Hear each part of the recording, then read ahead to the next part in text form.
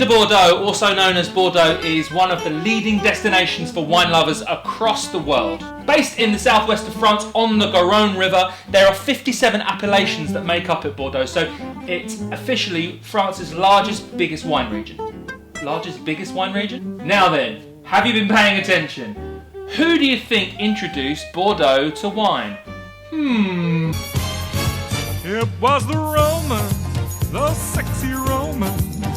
During the 12th century, the popularity of the Bordeaux wine region skyrocketed in the United Kingdom, mainly due to the relationship between Henry Plantagenet, that's Henry II, and Eleanor of Aquitaine. And for a solid 300 years, England had a passionate love affair with Bordeaux wine and had significant input into how it was made. So much so that the love affair still exists today in small parts. For example, back in the day, people referred to Bordeaux wine as claret. Today, most people in England refer to all red wine as claret, but it's specific to the Bordeaux wine region. However, after 300 years of democracy and peace, it all went completely tits up, the balance of the universe was restored, England went back to hating France and cued the 100-Year War. Come on! Africa! The next meaningful date in the life and times of the Bordeaux wine region is probably the most important date of the life and times of the Bordeaux wine region. 1855. The 1855 classification of Bordeaux wines was created at the request of Napoleon III. It was a universal exposition in Paris to showcase the very best French wines. The classification ranked 60 top Bordeaux reds. The original rankings still stand 160 years later, with only one change: Chateau Lafite Rothschild. Okay, remember in the Côte d'Or episode I discussed the burning dumpster of a mess of French labelling. Well, Bordeaux is arguably worse. If you've gone to your local independent wine merchant with the specific notion to buy Bordeaux and you have come up to a shelf and seen this, Bordeaux, is it me you're looking for? It's all still Bordeaux. In fact, it won't actually say Bordeaux on the label. Consider the English Football League for a second, where you've got 5 divisions of 20 clubs, from the millionaire elites to the lowly grassroots clubs struggling for survival.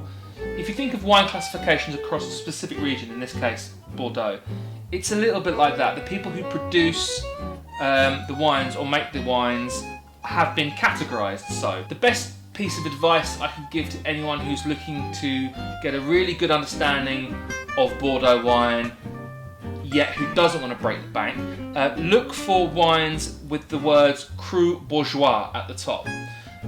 These guys are not necessarily your Man Uniteds, but they play a fucking good game of football. Do you get me? Okay, enough of the insufferable analogies, let's get to drinking.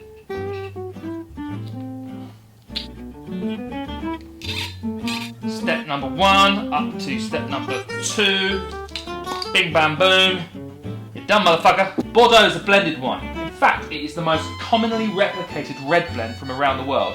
Great varietals within a Bordeaux blend are Cabernet Sauvignon, Merlot, Cabernet Franc, Petit Verdot, and Malbec. Like most blends, there is a primary grape.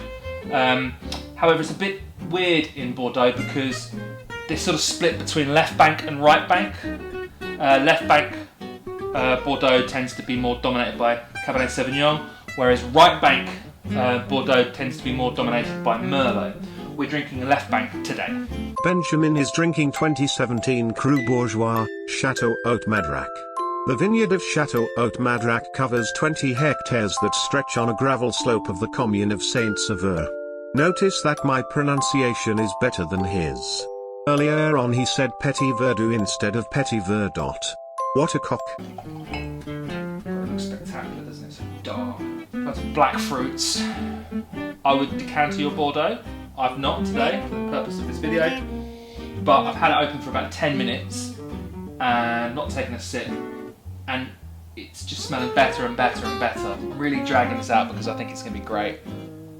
Those black fruits are just so unctuous. A few moments later. Okay then, Benjamin. It is a wine tasting show after all.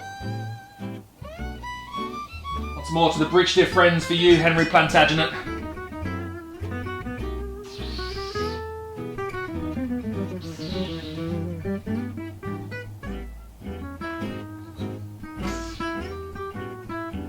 Holy shit. The fuck was that?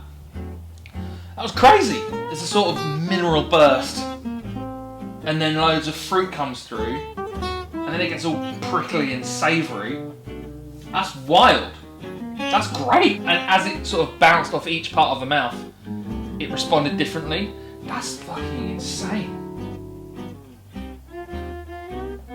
I think that's it. I think we can end the show. Forever. L.I.O.N